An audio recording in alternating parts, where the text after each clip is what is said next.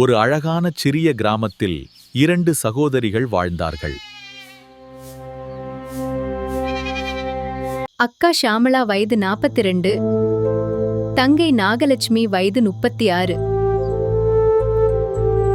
இருவரும் மற்றவர்களுக்கு உதவ வேண்டும் என்ற நல்ல மனம் இருந்தது.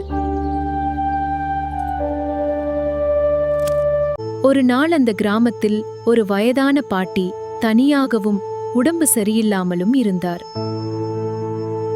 அத பார்த்த ஷாமளாவும் நாகலட்சுமியும் உடனே உதவ முடிவு செய்தார்கள். அவர்கள் பாட்டிக்காக சாப்பாடு செய்து கொண்டு வந்தார்கள்.